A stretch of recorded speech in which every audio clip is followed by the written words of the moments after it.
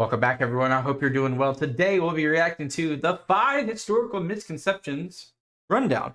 So this is going to be an interesting, fun video by CGP Grey. It's been a second since we've, watched some of those videos. Short video, so, short video. But let's jump right into it. If you're new here, hit that subscribe button. Let's go.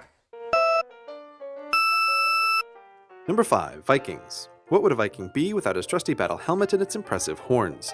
The answer is a more historically accurate Viking. Think for a moment about what wearing headgear like that into battle would mean. The horns are just easy targets for your opponent to hit and knock off your helmet.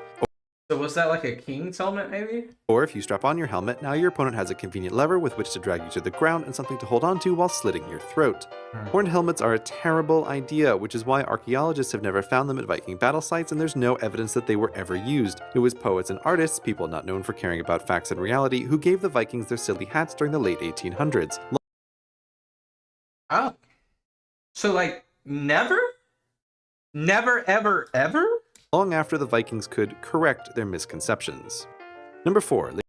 That's interesting. I mean, I kind of guessed that. I kind of knew that. I mean, it's not like totally, something that you would hardcore believe, but I didn't. Never mind. Lady Godiva. The story of this 11th century English noblewoman is that her mean husband, the Earl, raised taxes on the townspeople of Coventry, which Lady Godiva, and not surprisingly the locals, thought were too high. She badgered her husband, and he conceded in exasperation to lower the taxes if she rode through the town naked, assuming that she never would, but she did. Because people don't like taxes, even though their house civilization is purchased, Lady Godiva's story lives on, notably in the Godiva logo and in popular songs. But What? I've never heard of this before. Godiva. I've always said Godiva. Yeah, chocolate. But I didn't know there was lore to this. Have you guys heard of this? I've never heard of this. But while Lady Godiva was a real person and Coventry is a real town, Bro, there's a freaking creeper. there's no record of her nude ride from the time when it happened, so we can safely assume the story is false. Just as with the Vikings, again, poets and artists are to blame who made up the tale long after Lady Godiva's death. Number 3. Napoleon. Famously, this tiny general, perhaps to compensate for his short stature, I think it was 5'8", right? took control of France, greatly expanded its influence, and dubbed himself emperor. Napoleon's official height was indeed 5 foot 2 inches. No, he was like 5'8". But at the time, French inches were longer than English inches, so doing the unit conversion, Napoleon's height should have been reported as 5'7" in England's imperial units, which Okay, I mean, that's not...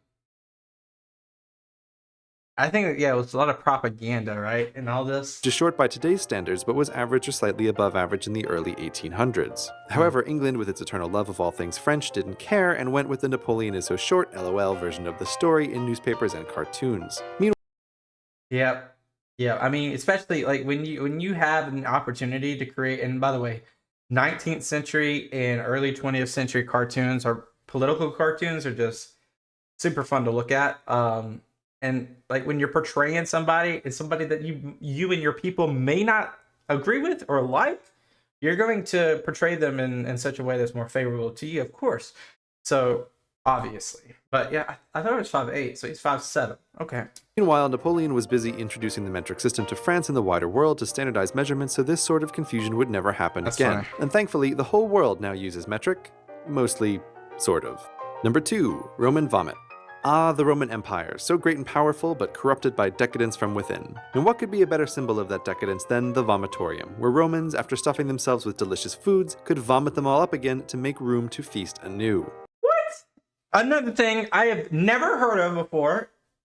Have you guys heard of this? Vomitoria are real, but this idea of them is not, though the confusion is understandable because their name, vomitorium, seems to make their purpose so clear. Even if for some reason you So this is Latin. But does it translate to something else? know Latin, perhaps because you live in a country that insists you waste hundreds of hours of your life learning a dead, useless language, this knowledge still won't help you because the root word vomitum means to spew forth. So what is it really? If you've ever been to a big stadium like, say, the ones made by the Romans, you've already used a vomitorium. This is what the vomitoria are, the passageways that let lots of people enter or exit at once. The people are what spews forth in the vomitoria, not the contents of the people. Number 1. Okay, that one's just like a semantic nightmare right there.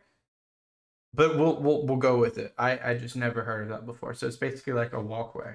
Columbus. They're so very much wrong with the common retelling of the story of Christopher Columbus that it's hard to know where to begin, but the biggest misconception is that everyone else thought the world was flat, but Columbus was the only guy smart enough to know that it's round. I think most people that are of the average intelligence or higher today already knew this, that Columbus was not a foreseer of it was Magellan who should have preceded Columbus in terms of understanding that the world was, and even before then, like people that study astronomy all the way back to the ancient Greeks knew that we had a round, spherical planet, not a flat planet. That it's always been like a very small minority of the population once people began to understand a little bit more. It makes a daring story, but knowledge of a spherical Earth goes back to at least 5000 BC. That's 6,500 years before Columbus Yeah, so like 3,000 years even before ancient Greeks. set sail, and that knowledge was never lost to Western civilization. In 200 BC, Eratosthenes calculated the Earth's circumference, and his estimate was still well known and being used during Columbus's time. The argument Columbus had with Queen Isabella was not over the shape of the Earth, but of its size. Columbus estimated the Earth was much smaller than Queen Isabella and her scientific advisors did, which was why he thought he could make it across the empty Atlantic to India. But Columbus's size estimate was wrong, again, just like Napoleon's height, because of mixed up units. However, this mistake did send him west to become the first European to discover America. False. It was Leif Erikson. As long as you ignore the hornless Vikings who beat him by 500 years. There you go. Wow. Very short and sweet. Thank you guys so much for watching. Please let me know below a video that's interesting that you think it'd be fun to react and learn to or about. Yeah, something like that. Thank you guys so much. Have a great day. I'll see you guys next time. Peace out. Bye-bye.